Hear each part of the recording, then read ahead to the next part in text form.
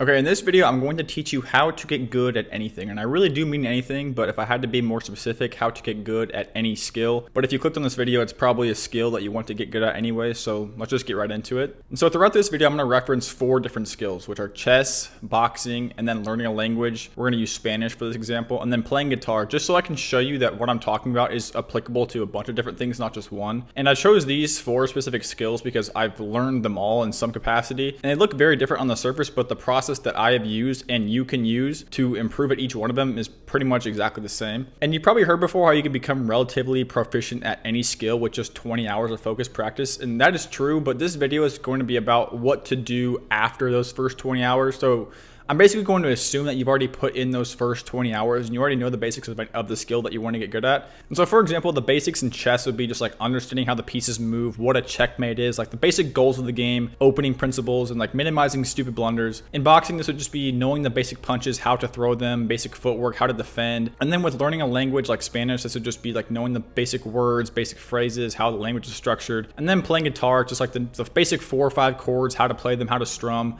how to tune the guitar, that kind of stuff. And so the way I want you to think about whatever skill you're trying to get good at, pretty much any skill, is like a big puzzle. And so yes, with the basics alone, you can fill in about 80% of the puzzle, but what's going to set you apart, what's going to take you to that next level is that 20% filling in those edge pieces, those corner pieces, so you can see the entire picture. And so the first step towards doing this is basically just mastering the basics. And what I mean by that, like mastering the basics is a never-ending process. You can never, I don't even think you can really master anything. I don't like to think of it that way, because if you master something, it means that you can't improve anymore at it. With whatever you're doing, there's always room to improve, even if you have everything seemingly figured out with the basics.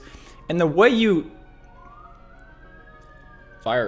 And the way you start to master the basics is not just by knowing them and practicing them individually. It's by getting extremely comfortable using different combinations of the basics. And I'll explain what I mean. In chess, when the basics are, knowing how the pieces move, combining those basics would be just using all those moves and all the different possible ways you can move each piece and combining them together to, get a better position or just checkmate your opponent. And you would do that by doing like tactics and solving puzzles, that kind of stuff. And then with boxing, this is just like taking the basic punches and basic defenses that you know and using them in different combinations on the bag. Like for example, you have the jab, the cross, the hook, uppercut, slips, rolls, catches, all of those things that are your basic pieces that you have at your disposal. Well, not only do you want to learn how to do all of them correctly with proper form, but you want to start using them in different combinations. Like, so you can start doing, jab, cross, 1, 2, 3, 3, 2, 3, 1, 2, slip 2.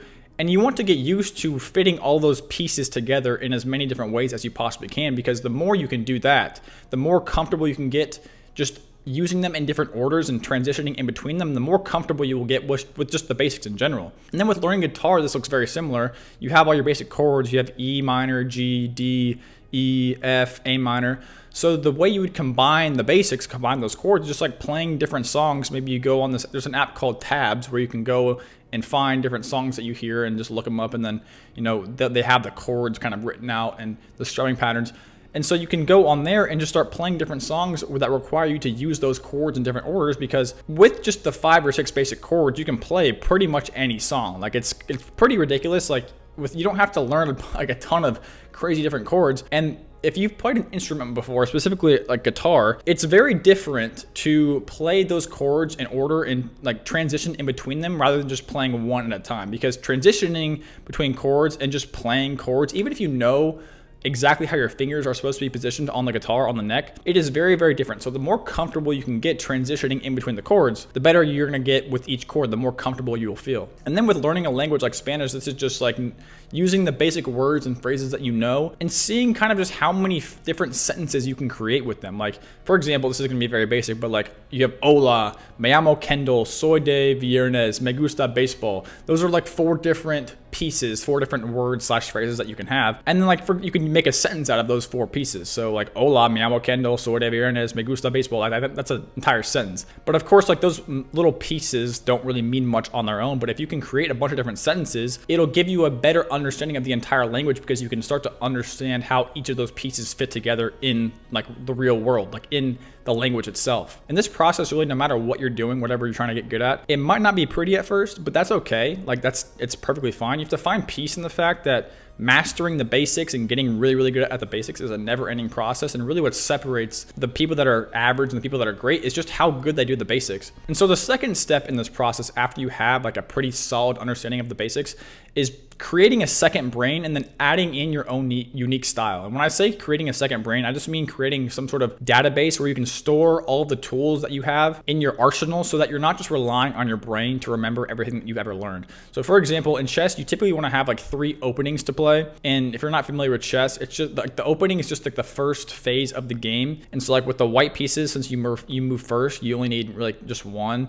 And then with the black pieces, you might need like 1 or 2, depending on, which move your opponent plays first. And in chess, there's also like different opening lines, which are just like the known variations that have already been played before. And the best grandmasters in the world, like Magnus Carlsen, for example, they've memorized thousands and thousands of lines just from playing for a very long time and studying for a very long time.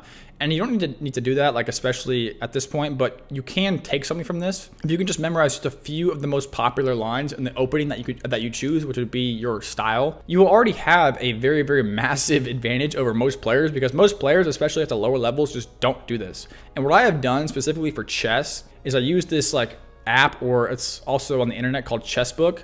And this is essentially a second brain for chess. And so I'll play a game, I'll play the moves that I've memorized and the moves that I know, and then once I'm done with the game, I'll go back and review it to see exactly where I didn't know which move to play. And this can be anywhere from like the 3rd move all the way to like the 10th or 11th. And then I'll go to that position. And if the move that I made was just not the one I should have made, or there's a much better one, then I'll just go and use the engine, or I'll go to like some opening database to find what the best move is. I'll copy like the notation and I'll put it in Chessbook, which is like the database, the second brain, so I'll have it forever. With boxing, you can do pretty much the exact same thing. And what I've done with boxing specifically is create just a big Google Doc. There's no like apps or anything like that I've used. And so whenever I see a new combination or new tactic that I want to start like using and implementing into my training and sparring and stuff, I just add it to the document. Surprise, or just learning a language, you can do the exact same thing, like with like flashcards. And like the best way to learn pretty much any single language is just gradually adding to your second brain of flashcards. And so you can write down all the different words and phrases that you already know. And then whenever you find one, or you stumble across one that you want to add to your vocabulary, you just put it in your flashcard deck, and then you just begin practicing it. And so the most important part of this step is doing the active recall that comes with it. So basically transferring everything from your second brain into your first brain. And so you have to be constantly testing yourself to see what you actually know, because you can have the biggest, the most detailed, multifaceted second brain in the entire world, with all sorts of different things that you want to use, but if you never actually practice them and never, start committing them to memory, it won't be useful at all. So like in chess, this would just be games, like playing games and testing yourself to see if you remember which moves you're supposed to play in the opening, or just going through Chessbook and then practicing each of the lines that you've added. In boxing, this would just be like doing a heavy bag workout or sparring and seeing how many of the different combos and tactics that you can remember to use.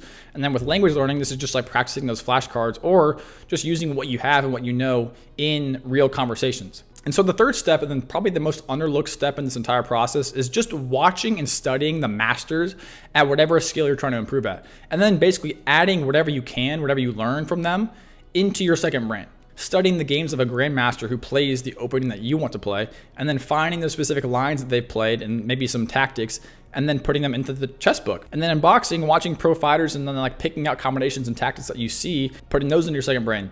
And then maybe you saw like Tank Davis, for example, throw like a 1-2 slip uppercut, and you wanted to start practicing that. Find that piece, add it to your document, and then you have it forever. And with guitar, maybe it's just like watching a tutorial on YouTube, or watching a live band play and seeing if you can pick out any new chords, or if you can kind of recognize the strumming patterns that you want to try. And then with language learning, just listening to people who are fluent in the language that you're wanting to learn, maybe with like a TV show or a movie or a podcast.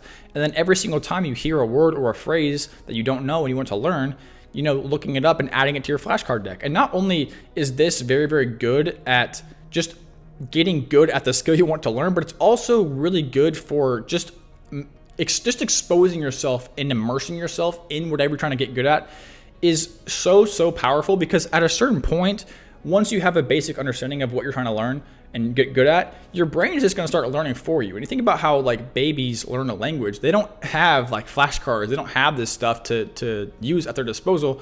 their brain is just looking for patterns to recognize and pick up on. But just by watching and just by immersing yourself in that skill and watching the best people do it, it's like you're going to learn naturally. Your brain's just going to learn for you, and you're going to benefit from it even if you don't realize it. And of course, there are many like intangible elements that the masters have that cannot be taught or learned right away. Like, for example, the intuition of a grandmaster, the instincts of a pro boxer, the complete understanding of a language with a native speaker.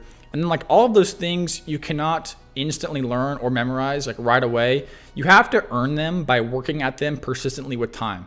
And so you cannot study intuition. You have to train it with puzzles and tactics. You cannot study instincts or great cardio. You have to train them with running and sparring. And then you cannot study being a good conversationalist in a language that you're learning. You have to train that ability by actually listening and having those real conversations. The entire process we just went over, just mastering the basics, and I put that in quotes because it's a never-ending process. You can never get too good at it, but you should always be pushing towards mastery. You should be pushing towards perfection. That's the best way to go. And then creating a second brain and adding your unique style, whatever style fits your personality and your goals the best. Constantly doing active recall and testing yourself and seeing what you know, what you can recall when the moment arises. And then finally, just watching and studying the masters. Self-analysis as well. Like if you're playing chess, going back and analyzing the game and seeing which moves, again, like maybe in the entire game, not just the opening. For something like boxing, like just like recording yourself, on the bag, seeing if you can find any details or anything that you're doing wrong that you want to fix. That is also very, very powerful, but along with just active recall, because if you can kind of look at yourself from an outside perspective and see what you might be doing wrong and be your own critic, and you can make a lot of progress that way. And that's how I made like a lot of progress just in a lot of different areas. Even with lifting, I'll record my lifts. That way it's much easier to improve when you know what you're doing wrong and you can look at yourself from that perspective. Because when you're just doing it, it's very hard to notice some things that you might be doing wrong. But when you record it and you actually analyze it yourself, it's a lot easier to see those things. Whatever skill you want to get good at, I hope you can take a lot from this video and use it to become as proficient at that thing as you possibly can, because I really do think I cracked some sort of code here. And I do believe that if you apply what I've laid out here today, I think your potential is pretty much unlimited. Please leave any thoughts or your comments in the comment section below. But thank you for watching. I appreciate you a lot. See ya.